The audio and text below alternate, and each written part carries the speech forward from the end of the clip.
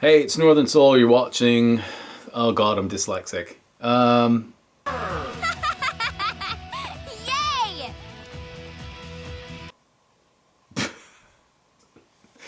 All right, welcome. You're watching Northern Soul. Today's topic, we're going to be discussing hot and cold for therapy, for injuries, for maintenance of your body, that sort of thing. So I'm going to be giving some tips and brief. Hopefully, I'm going to try to keep a brief explanation of one over the other and when to use it, so that you'll remember by knowing finally what the difference is instead of having to guess. And I'll give you some tips and some practical applications going forward. So stay tuned for that. Just relax. Be cool. So you get to hang out for a couple of days with the legend in Northern Soul, pa-bam pam pow. All right, welcome back. Let's get into it. First, we'll discuss cold because that's my least favorite. So let's just go into that. When to use that over heat, and I'll discuss the comparisons of the two and what they do and that sort of thing. There's some similarities as well. So with cold, commonly it's used mostly for like first aid treatment. So if you just injure yourself or you burn yourself or you're worried about swelling, that kind of thing, or there's a sharp pain, you want to utilize cold. So cold's usually used 5 to 10 minutes, apply onto the site, and so the idea is with cold specifically, it's great for vasoconstriction, so you actually shrink the blood vessels. I'm not going to get technical into this. So vasoconstriction, it's just cutting down the circulation by making the blood vessels smaller. That's how it does it. So you restrict circulation. Now usually circulation under when you're healthy and things are all great is a good thing. But sometimes you'll want to actually cut back on the circulation or diminish it for various reasons such as swelling. So if you have edema, say you twist an ankle or knee or something like that, and there's a lot of swelling in the area, you want to bring that down. So what you want to do is stop more fluid from going into the area and kind of inundating the area that's hurt. It's part of the healing mechanism, and some swelling is actually good. It's just when that's over the top swelling where it's like ballooning out and causing pressure, and then the potential for crushing the actual cells or the pressure on pain receptors, which then becomes very painful.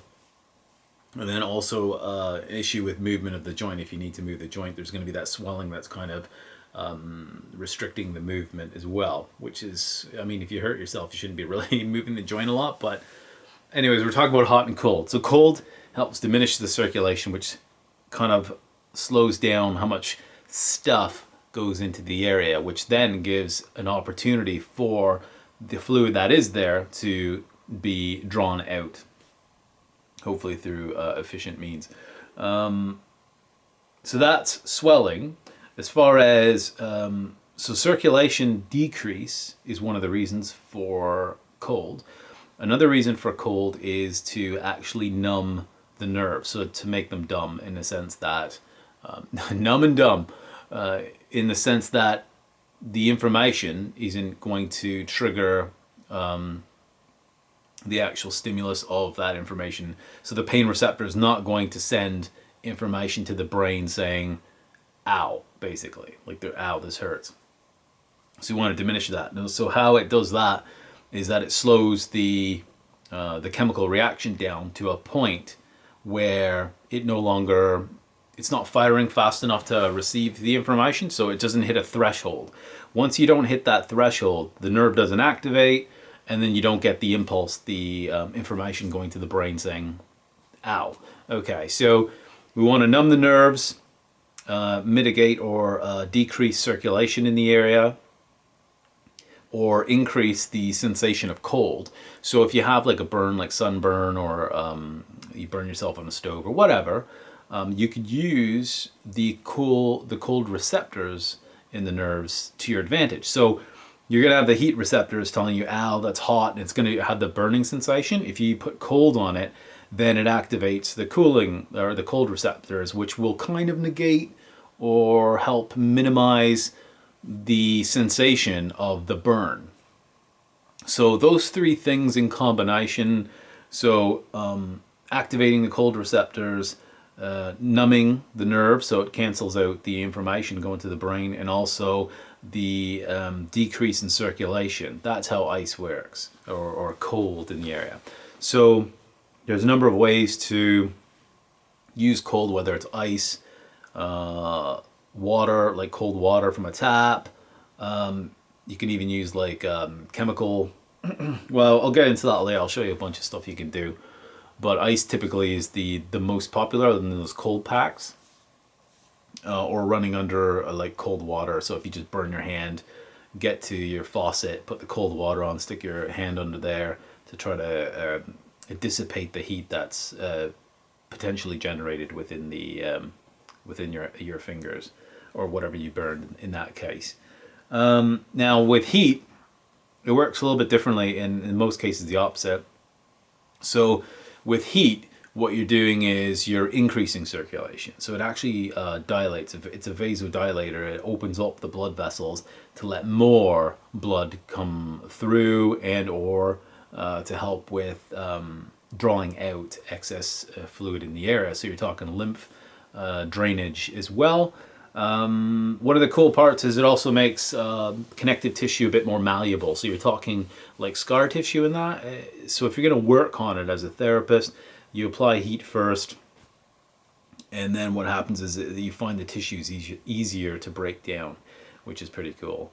Another thing with ice is, just as I'm thinking about scar tissue, you can use ice to actually train the direction of the fibers of the scar tissue. So if you have new scar tissue forming, what you do is you put ice on it and stretch the, whatever it is, the muscle, the tendon that's ruptured, and then you stretch it out so that what happens is, under a microscope, what they've seen is the lines, the scar tissue, which is more like webbing. It's usually randomly generated, so to speak, when it's just left to its own devices. But if you add ice and stretch the tissue, within reason, obviously you don't want to stretch it to cause more damage, but what happens is you can get the fibers, the lines of the fibers going along with the lines of force of the tissue, which is pretty interesting. So it becomes functional scar tissue instead of just more like inert scar tissue. It is inert, but it just becomes very restrictive, and it's really a hindrance at that point. That's where you get things like frozen shoulder and stuff happening. So you can use ice to help train the scar tissue when scar tissue is originally forming. Heat at the end to help break down that scar tissue if you wish to have more mobility instead of the stability of the scar tissue. Other thing that heat does, other than vasoconstriction, so opens up the blood vessels, which is really great for like sore, achy muscles that are really tight. Also can help, as long as there's no swelling in the area. You don't want to be using heat in an area with swelling, because it'll actually increase the swelling. That's why you'd use ice first. Then you use heat, usually about 10 to 30 minutes is what's recommended textbook-wise. And in that time, the blood vessels will open up. This will help allow nutrients, oxygen, all that good stuff that blood helps with to transport, get to the tissue that needs it the most. And also, because it's open, it'll also allow an exit point, an exit vector for any sort of metabolic waste or any of that stuff that needs to leave the area. It can go. So even we're talking lactic acid buildup and stuff like that. You need an avenue for it to escape, so heat can help open up the blood vessels that way. So it increases circulation, which is fantastic. The other thing is it has a calming effect on the nerves as well, so it can help with pain mitigation over time. Usually it needs, I think it's about 20 minutes plus to use it for pain mitigation. And so one of the things we need to be aware of with hot and cold is if you use one and it starts to feel worse, then remove that immediately and try the other one. That's kind of rule of thumb. I don't know if that's like for sure. Like I haven't had any situation that it wasn't correct, but you never know. Somebody might come up with something or have a situation where it was wrong. But yeah, if you put heat on first and it seems to get worse, whatever the condition is, like it hurts more, whatever, remove that. Try ice, or if you put ice on, well, if you put ice on for a while, you're not gonna feel anything. But ice on typically when you first get injured, so it's like the whole first aid thing with rest, ice, compression, and then elevation, so above your heart, for so that it mitigates the swelling in the area. So you want to also restrict the area typically. So that's where like Kinesio taping comes into effect and stuff like that. Check out my videos for that if you haven't seen them. It can really help with recovery for any sort of injuries, muscle pulls, strains, stuff like that, and support and help with swelling and any sort of other tissue issue. Oh, that rhymes so good. Oh, I'm talking so fast. Hang on, I need a break. 1 second. Hopefully you're having some Jabas or whatever. I don't know what you're having. All right, where was I? Talking about heat. Okay, so heat, increase circulation, help calm down the nerves after about 20 minutes. So that's what we say, 10 to 30 minutes, depending typically on how intense the heat is. So the more intense it is, obviously on this side of burning, you don't want to burn yourself, so be careful with that. If you're, I'll get to that. Just jumping all over the place here. Trying to keep my focus. So heat can help with calming down the nerves. So this is if you have chronic, like really tight muscles, you work out really hard, stuff like that, or chronic stress. So you have that tension in your shoulders all the time. This is where heat can help relieve it. So any of you that have used heat before, and you get that sort of, you're sitting in it, and many minutes later, next thing you know, it's just kind of everything just releases. That's that point where on the nerves, that sort of time frame where everything just kind of lets go and releases, and that's what you want to do. So realistically, you could be using this sort of heat and cold technique to help you maintain your general health as well, and you should maybe be utilized daily. I know it's a lot to ask because everybody's really busy, but perfect world, you'd be utilizing every day, whether it's like a hot bath or something like, or a hot tub, stuff like that. Obviously not too crazy. You don't want to be like burning yourself or cooking yourself. So inside of 30 minutes, usually about 45 degrees Celsius is or less is a safe amount of heat for those of you using thermometers. For me, 45 still seems too hot, so you're gonna have to judge it based on your own preferences and what you like. If you can't judge temperature very well, you might wish to use a thermometer, or there's like in the shower and stuff like that, there's attachments for faucets and that to actually give you a reading on the temperature, so that you can visually see that it's not going to burn you. So elderly people have issues with detecting heat. That's why they can burn themselves. Also, you got to watch out for people with spinal cord injuries that have sort of weird detection of heat. And then you also got to watch with heat as well, people that have lost their ability to sweat. So people, once again, we're going to be talking like spinal cord injuries, and watch out for overheating if you're coming from a cold climate where you haven't had to sweat. It takes about 3 days for you to acclimate to getting the body used to sweating again. So those of you, myself included, if you're in the winter and you go down somewhere nice and warm and tropical, and the first 3 days you're susceptible to like overheating and stuff like that. So heat exhaustion and that, because you're not sweating properly. Your body hasn't switched over to that mode yet. So just be aware of that. I don't know if that's kind of like a bonus thing, but throw that out there. Just whatever. Knowledge is amazing, right? So for ice, you can use stuff like ice pack. Like I said, you can use a water bottle. You can freeze those things, right? So you put a bit of water in there, not full, because you might break or burst it, and you don't want to leak. So yeah, water bottle with water in it. If you add a bit of salt to the water and then put it in the freezer, because it takes it's harder to freeze water that has salt in it, so it takes a colder temperature to freeze that water at that point. So if you want a more intense or a longer lasting ice, then add salt to it. Not a crazy amount, obviously, or else it just won't freeze at all unless you have some crazy freezer. But that can help if you're if you're doing an event or something like that where you're bringing ice with you. Freeze your drinks, and bring that with you in a little cooler bag or whatever, so that you always have access to ice, and you also have like a double duty, so it's like your drink. So if you have some sort of sports drink or whatever, throw that in the freezer.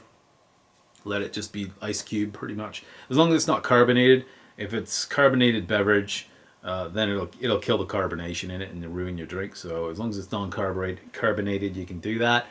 There's also, you can put stones. I have like marble stones that I use. You can use jade and all this stuff that's used in spa therapy. But yeah, you can use like different rocks or whatever, and put it in the freezer and use that as a cold compress instead of ice cubes or whatnot. Ice cubes, super simple. Ziploc bags, put some ice cubes in there, good to go. And then those of you can have those like cold packs, and you can also, if more convenient, have those chemical ones where you break the bag. There's a bag within a bag. You break it, the chemicals react, and then it gets cold, and then you can use that. Pack's usually good for 15-20 minutes, I think, something like that. And you can use that as an emergency, something to have in a glove box of your car, or anytime you might be at risk. Definitely first aid kit at home, but then you have all this access to everything else too. So it's more of when you're on the go to have that stuff with you, and those of you that are athletic might need to do that. Remember, cramping and stuff like that. If you find yourself cramping in muscles and spasming and stuff like that, having that ice with you can make all the difference. And just put directly right on the muscle tissue itself, and hopefully it'll, within a few minutes, stop it from cramping. Heat wise, there's a lot of things you can use. Tons of stuff you can use for heat. Even sunlight. So if you're in a warm climate, that still counts as heat. So if it's hot and dirty, humid outside, like it is where I live sometimes in the summer anyway, then that counts as heat, and you get your sweat on, and that's great for your muscles and less chance of hurting yourself. Other things for heat: hot shower. If you have a hurt, something or other, or tension or whatever, just have the water on hot. Obviously, once again, within reason, and within the safety margin of not burning yourself. And just put it on there for 5-10 minutes. Just let it bead on there. If you got little massage nozzle attachment, whatever, go to town. Some of you might have access to a hot tub, whirlpool, saunas, stuff like that. That all counts. Hot water bottle. You can use a regular water bottle as well. Those 500 ml ones. Just drink your water, hydrate, and then take your hot water tap, fill it up with hot water, and then you can. So that's something that could be like on the go if you're at the cottage or whatever.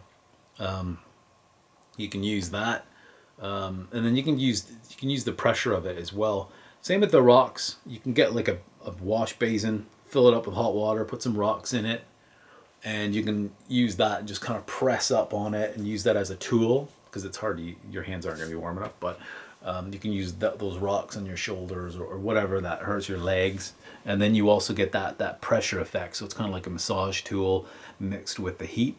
A fantastic combination. I use that all the time. Heating pads. Microwavable heat sacks. A lot of people know about that. Some people use the heat creams. Now you got to watch with that stuff, because it's kind of like works with dilation. Some work with like cayenne, a derivative of some sort of pepper. So it's not quite cayenne, but some other sort of in that pepper family, and then dilates the blood vessels, so that you get the heat from the core, the body's core. And I think it affects their heat receptors. Don't quote me on that. But that's also like a muscle heat cream. This is like icy hot. You've probably seen that stuff. That'll usually have like menthol in it as well. It'll give it a cooling effect. And that helps with pain mitigation as well, I think, with like menthol. But try to use one or the other. Don't double up on it. So don't put icy hot cream, whatever, on your muscles, and then put a heat pad on top of that, you could end up hurting yourself that way, or burning yourself with that. So it's like considered double heats. Just don't do it. One or the other, not both. But those, for me, those heat creams don't really do anything. But you can always try. If it works for you, fantastic. I'm more like heat pads and stuff like that. Be careful, those of you that have a heat pad that's just like low, high, medium, whatever. It's not really precise, so you can't lay. Some people like to lay down on it. So say you're doing your back and you're going to lie down on a couch or something like that. You can't have a heat pad between you and a hard place, because it doesn't let any excess heat dissipate out of the area, so it'll build, and then you can end up cooking yourself inadvertently. And watch out for prolonged heat as well. It's the same reason why fevers are dangerous. Prolonged high temperature, long fevers, you end up damaging your DNA, if not burning yourself. So just stay away from that. But if you get one of those, you can get, I know I have it, electronic heating pad. It monitors the temperature at all times, and it's got it's like 1 minute to 60 minutes. And then you can set the temperature to what you want, and then if it starts to get hotter, it backs it off, and it just kind of really holds it at whatever temperature you program it at. That would be a safer bet if you're the kind of person that wants to lie down on the heat pad, like in bed or whatever, with your back, and you tend to fall asleep or whatever because it feels so good, and it feels so good, your path, right? So you'll want to just invest in it and get the electronic one that monitors the temperature and all that. It does all the work for you. Otherwise, microwavable heat sacks, fantastic for around the neck and stuff like that. What else? You can use like wash basins stuff for like the feet. Okay, so we're going to talk about mixing the two. So hot with cold, when to use that. So usually hot and cold, there's two reasons for that. Usually there's a point where in between, so you have the acute injury, so you just got injured, so the first 2 or 3 days of the injury, you want to be kind of more focusing on ice, especially on site, if there's any swelling. And then you're going to start to gradually switch over to heat, because you're going to move into chronic. So depending on the injury, you'll hit the chronic stage, and then you'll want to use heat at that point, unless it's swelling, of course. There is a point in between that's called subacute or late subacute, in which case you can use hot and cold, but you have to be careful as well. If it's early subacute, where the tissue itself is in a very delicate stage, you don't want to add too much pressure to the area. So adding heat is kind of not recommended. So you want to get kind of later stages and then start introducing heat. You can do a back and forth thing where you start off with like 2 minutes ice, and then do 1 minute heat, 2 minutes ice, 1 minute heat. You do that 3 times, and then end with ice. And then when you switch over, so say it's a couple days later, 2 or 3 days later, then you start going the other way. So now you start with heat, but you do that for 2 minutes or 3 minutes, and then you do ice for 1 minute, heat for 3 minutes, ice for 1 minute, heat for 3 minutes, ice for 1 minute, and then end with heat at that point, because you want to have the blood vessels open. You get this sort of pumping effect. So with ice and heat, what you get is vasoconstriction and vasodilation. So the blood vessels shrink and then they shrink and expand. And what you're basically making there is an artificial heart. So with the blood vessels shrinking and expanding, you get the push. So it pushes out with the constriction, pushes out all the stuff, the blood and the fluids that need to get out of the area. And then as you add heat, it expands, which creates a vacuum and then sucks in fresh blood. Then you add the cold, it constricts the blood vessel, pushes it. It always goes one direction, right? There's one-way valves. So it won't go back into the heart. Thank God. So somebody came up with that one. So that's why you're using the sort of back and forth with heat. If you want to create an artificial heart that you're promoting circulation in the area. You can also use it for any place that you feel is doesn't have very good circulation. You can kind of create that artificial heart aspect of it. The other thing for cold and heat as well is you can use it for comfort, as well as trying to move blood pressure to a different area of the body. So for example, say I hurt my elbow a lot and it's swollen and all that, whatever, it's dislocated, whatever happened. I took a baseball to it and it's all swollen and everything. So what I want to do is put ice on it, and then what I can do is also to promote the removal of the swelling, the lymph in the area, I can use heat above whatever the joint is that's hurt. So which never put heat below the joint that's hurt. So any joint that you're putting ice on, never put heat below, it's always above. So anyway towards the heart is okay for heat. So even if your knee gets jammed up or whatever, it's all swollen, then put heat on your thigh, your upper thigh. So you got a big bang on your elbow, so you might put heat up in the shoulder area, and that will open up the blood vessels, shrink them here, so it'll push out. It has to go one way and usually towards the heart because that's how it recycles. Towards the heart, you expand, which pulls, then draws. So you're getting this sort of drawing. You're giving that space for the swelling to go, and it's always towards the heart.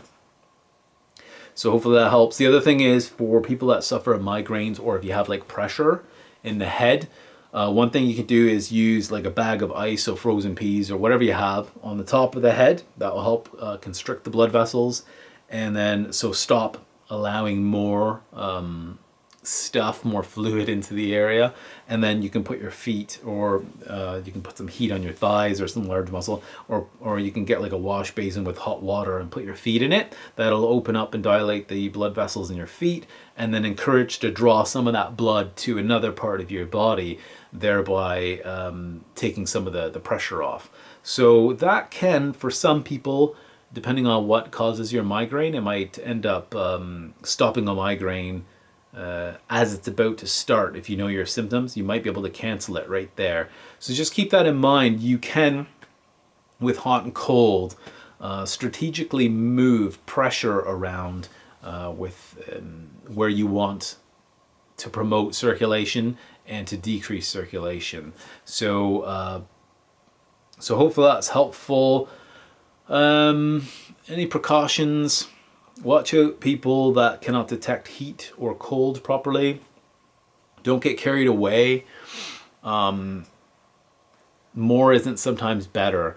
With anything above body temperature is considered heat. Okay, it might take longer to have an effect if you have like warm versus like hot, or hot versus very hot. So it's more like a deep penetrating. Also be aware that liquid, so water and fluid, is more efficient at drawing or moving energy around. So if you want a deeper heat, a more intense heat, and you want to use hot water as opposed to hot air, for example, because the atmosphere isn't a very good conductor of heat compared to like water. So you can imagine if I don't know, the atmosphere, like right here inside your house right now, wherever you are, is like 5 degrees, and then there's a pool of water beside you that's 5 degrees.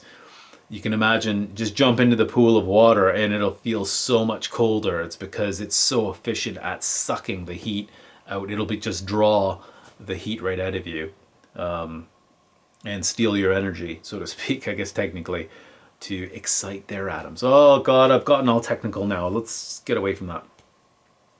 I know I've forgotten a bunch of stuff, but if you have any questions about it, please put it in the comments. I do read the comments, and it might help me come up with another subsequent video. We'll see how interested people are in this information. And thanks for everyone's support, all the subscribers that have been, all the new subscribers. It's been really humbling to have everybody jumping on. It's nice to see the numbers go up. It really helps support me and motivate me to do more of these videos for you.